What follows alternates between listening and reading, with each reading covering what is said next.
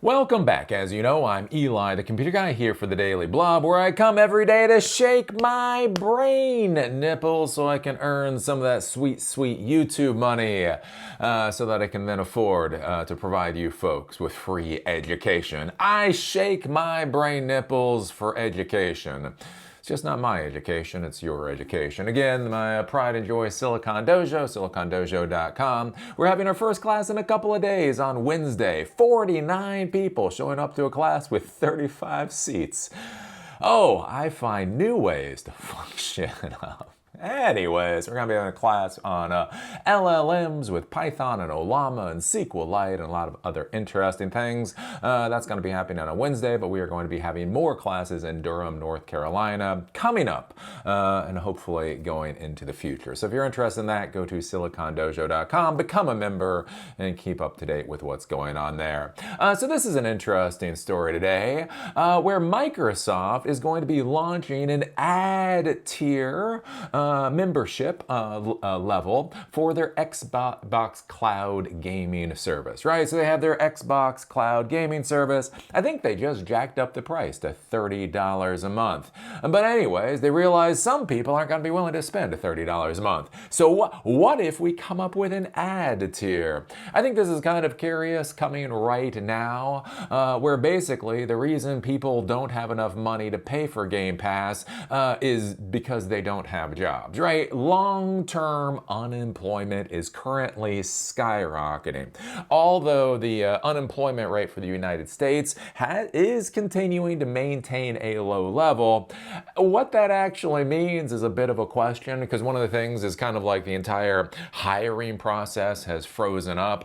People are not quitting their jobs. Businesses are not hiring people. Basically, the people that have jobs are continuing to have jobs until they get laid off, but nobody is actually hiring. We have a crap ton of people getting kicked out of the country, the whole nine yards, right? Our economy is in a bit of a disarray. So a lot of folks see the Xbox price going up and they say, I don't want to spend $30. I can't spend $30 for an Xbox Pass. And so Microsoft is like, hey, look, we're gonna have an ad-funded tier. You know, watch a couple of ads and then you can get your little Game Pass subscription. But the question that I have from an economic standpoint is, what happens when people don't have enough money to pay for Game Pass? Therefore, they're watching ads in order to get free video games. But here's the thing. They don't have money. They don't have money, so they can't buy the crap they're watching in the ads. That's an interesting question here. What happens to the ad-based model when the economy goes boom, right? This is kind of an interesting thing, right? So the internet, right? The internet has really had this renaissance under the ad model, probably since like 2010 or so, right? With YouTube doing ads, Google also obviously has been doing ads forever, right? Basically, people have known, right? Advertisers have known, go put ads on the internet, and your ROI will be better than trying to put ads in newspapers. But this has been going on while we've essentially had a bull market, right? Since 2009, since the Great Recession, the market has been going up and up and up and up and up. So as long as you're on the right side of that K-shaped recovery, K-shaped recoveries don't exist. But anyways, as long as you've been on the right side of the K-shaped recovery, right, everything's been trucking along fine. And so the idea is, okay, well, so many of these services can be paid for through ad revenue. So why charge people money when you just put ads in front of them? It makes an experience that has less friction. People don't have to swipe that credit card, that type of deal. But the curious question that I have is, what happens to that model when the economy goes boom? When the economy goes boom, what happens when it's not that people don't want to spend money on a subscription, but they can't spend money on a subscription? And if they can't spend money on a subscription, then can they buy this thing that's being advertised to them? That is a hell of a question. And I think that is going to be something we see in the next 5 years, a major shakeup in the internet economy, basically as the ad-based internet goes through essentially a reckoning. What will that look like at the end of the day? Honestly, who the hell knows? But anyways, this is coming. I don't know who's this coming from. Tech Radar? I think it's coming from Tech Radar. Coming from Tech Radar, Microsoft is reportedly gearing up to launch a free ad-supported tier for Xbox Cloud Gaming. That's right. You can't afford the Game Pass, and you can't afford the crap being advertised to you. There you go. That's a business model for 2025. If that doesn't sound like a business model for 2025, I don't know what is. Anyways, let's see here. Microsoft could be getting ready to launch a free Xbox Cloud Gaming tier supported by ads. A report from The Verge reveals that Microsoft is testing this ad-supported tier internally, with which employees at the company are able to stream select titles without the need for an Xbox Game Pass subscription. The catch being that the players must watch a handful of ads before playing. Sources told The Verge that the ad-supported tier encompasses some games players might own, as well as titles featured in free play days promotions, essentially a demo for a game, usually available for a limited amount of time, as well as Xbox Retro Classics, that's Activision's catalog of retro titles from their 80s and 90s. I also kind of think that's an interesting thing when we start thinking about content and the content business going forward. What happens when you have masses and masses of content, right? Functional content, but you don't really know how to monetize them, right? Again, think about this. Actual games from the 80s and 90s. Nobody is going to spend, people don't want to spend $70 on the new Call of Duty game. They sure as hell aren't going to spend $70 on Contra from 1989, right? But you've got the games. The games exist and they're functional. So it is kind of an interesting idea of what if you put those kind of old games onto some kind of Game Pass subscription, again, under an ad tier. So you can still milk some money out of those particular games. Let's see here. According to those sources, this free Xbox Cloud Gaming tier plays around 2 minutes worth of ads before allowing players to stream games via the service. Sessions also seem to cap at 1 hour, with a total of 5 free hours available per month. However, this reportedly could change should the feature go live on Xbox consoles. There's no word on a launch date for this free tier yet, but it will reportedly go into public testing soon and will be available on Xbox Series X, Series S, Xbox One, PC, handhelds, and browsers. So yeah, Microsoft may be bringing some kind of ad-supported Game Pass to your browsers so you can play games that are basically sitting on their shelf and collecting dust, a little way to try to extract some value from Microsoft's collection of intellectual property. How this goes at the end of the day, I don't know. I think one of the big problems we see in the content world nowadays is there's just too much content, right? I barely watch TV anymore, right? My wife and I, we just finished Vera. Every night we get our bedtime tea and we watch 1 hour of quote unquote television. Why? Because there's so much other stuff to do in the day, right? I can read my Kindle, I can play my Switch, I have my Switch, I can play my Switch, I can go on a walk, I can go on a run, I can walk my dog, I can clean my house, I can mow my lawn.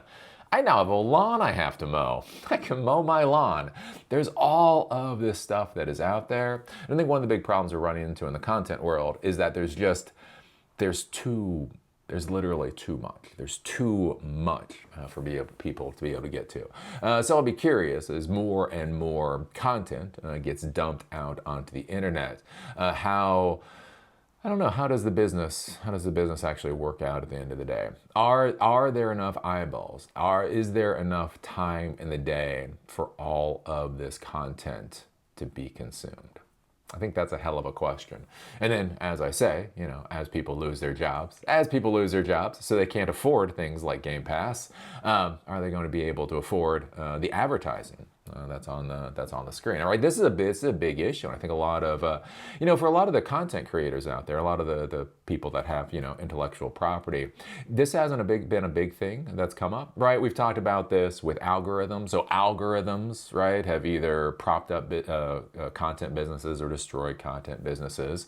Bans and that type of thing have caused issues. There's been a lot of stuff over the past 15 years, right? I've been doing videos for 16 years now. There's been a lot of issues over the past 16 years in the content world, and basically how you make a business out of it. One of the big issues really hasn't been the economy overall, especially even for content people, because you got to think about it. Like when COVID happened, COVID was whatever COVID was, but a lot of it pushed people to be home, and it pushed people to go onto the internet. So as far as the content people was concerned, whatever else was happening in the world, it was actually a bit of a gold rush for us, because more and more people were going online. They needed something to do, since they weren't going to work and commuting and all that kind of stuff. And so they consumed more content. So really, as I say, since 2009, it's been straight up for content in general on the internet, with much of it being basically paid for by ad revenue. So the question then comes up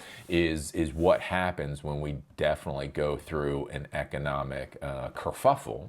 Then what happens to all of these content businesses when basically the advertisers aren't able to spend money? It's an interesting question. Like there's always, like in the content business, there's always that question of making the deal with the devil, right? Oh, am I going to make a deal with the devil, right? I want to be able to make money off of this content. I want to be able to provide this content for my viewers, but I really hate these advertisers. Am I willing to make this deal? You know, what nobody ever really talks about is, what happens when the devil goes bankrupt?